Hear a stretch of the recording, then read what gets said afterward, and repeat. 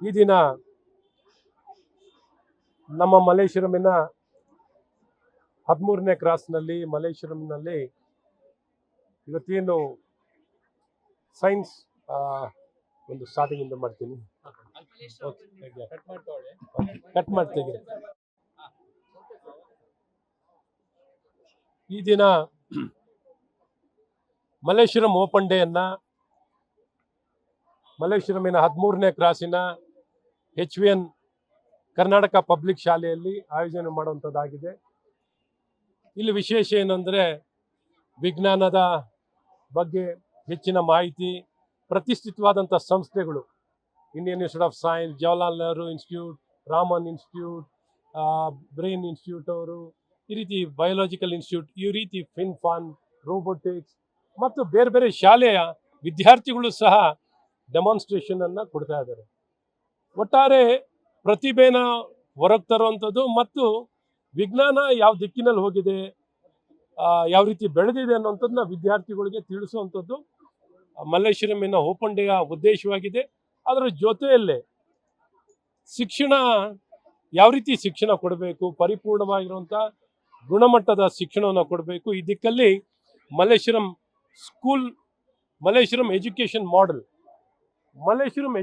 Model ಅನ್ನೋಂಥ ಒಂದು ಮಾಡೆಲನ್ನು ತಯಾರು ಮಾಡಿ ನಮ್ಮ ಮಲ್ಲೇಶ್ವರಮಿನ ಎಲ್ಲ ಸರ್ಕಾರಿ ಕಾಲೇಜುಗಳಲ್ಲಿ, ಸರ್ಕಾರಿ ಶಾಲೆಗಳಲ್ಲಿ ಗುಣಮಟ್ಟದ ಶಿಕ್ಷಣವನ್ನು ಕೊಡಲಿಕ್ಕೆ ಇಲ್ಲಿ ವಿಶೇಷವಾಗಿ ನಾವಿರೋಂಥ ಇವತ್ತಿನ ಸ್ಥಳದ ಶಾಲೆ, ಇಲ್ಲಿ ಹೇಳಬೇಕು ಅಂದರೆ ಒಂದು KGಯಿಂದ PGವರೆಗೂ ಮಗು, ಒಂದು ಹೆಣ್ಮಗು ಬಂದರೆ KGಯಿಂದ PGವರೆಗೂ ಒಂದೇ ಕ್ಯಾಂಪಸ್ನಲ್ಲಿ ಡಾಕ್ಟ್ರಲ್ ಡಿಗ್ರಿಯಿಂದ ಹಿಡಿದು ರಿಸರ್ಚಿಂದ ಹಿಡಿದು ಒಂದೇ ಕ್ಯಾಂಪಸ್ನಲ್ಲಿ ಪಡೀಲಿಕ್ಕೆ ಸಾಧ್ಯವಿದೆ.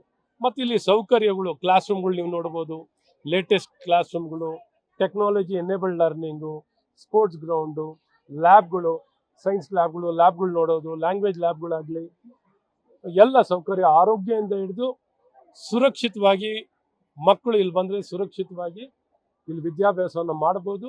ತಿಂಡಿಯಿಂದ ಹಿಡಿದು, ಊಟದಿಂದ ಹಿಡಿದು ಎಲ್ಲ ಸೌಕರ್ಯ, ಆಟದ ಮೈದಾನದಿಂದ ಹಿಡಿದು ಎಲ್ಲ ಸೌಕರ್ಯವನ್ನು ಕೊಟ್ಟು ಸರ್ಕಾರಿ ಶಾಲೆಯ ಗುಣಮಟ್ಟ ಹೇಗಿದೆ ಅನ್ನೋಂಥದ್ದು ಇವತ್ತು ಜನರಿಗೆ ಪರಿಚಯಿಸಬೇಕು, ಜನನು ಬಂದು ನೋಡಬೇಕು ಅನ್ನೋಂಥ ಉದ್ದೇಶದಿಂದ ಇವತ್ತು ಈ ಮಲ್ಲೇಶ್ವರಂ ಓಪನ್ ಡೇ ಅನ್ನು ಆಯೋಜನೆ ಮಾಡುವಂಥದ್ದಾಗಿದೆ. ಈ ದಿನ ನನ್ನೊಂದಿಗೆ ನಮ್ಮ ಮಲ್ಲೇಶ್ವರಂನವರೇ ಆಗಿರುವಂಥ ನಮ್ಮ ರಾಜ್ಯಸಭಾ ಸದಸ್ಯರಾದಂಥ ಜಗ್ಗೇಶ್ ಅಣ್ಣನವರು ನನ್ನೊಂದಿಗಿದ್ದಾರೆ.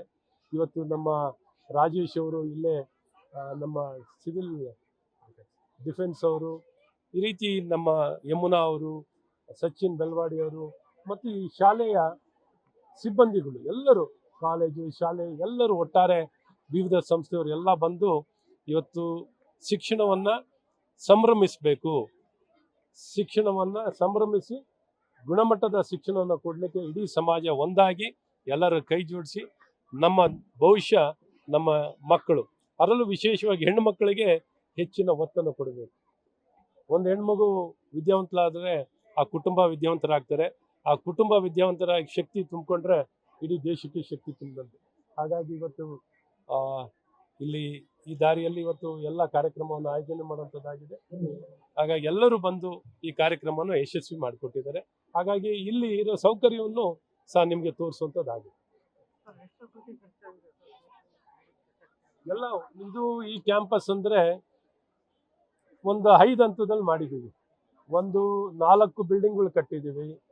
ಒಂದು ನಂಜುಂಡಯ್ಯನವರ ಬಿಲ್ಡಿಂಗನ್ನು, ರಿನೋವೇಟ್ ಹೆರಿಟೇಜ್ ಬಿಲ್ಡಿಂಗನ್ನು, ಒಂದು PUC block, nursery block, primary high school block, degree block ಮತ್ತು ಆಡಿಟೋರಿಯಂಗಳು, ಈ ರೀತಿ ಎಲ್ಲ ಮಾಡಿದ್ದೀವಿ.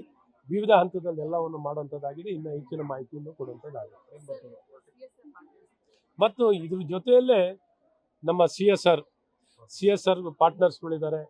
ನಮಗೆ ಹಲವಾರು ಕಂಪ್ನಿಗಳು ಹಲವಾರು ಸಂದರ್ಭದಲ್ಲಿ ಮಾಡಿಕೊಟ್ಟಿದ್ದಾರೆ.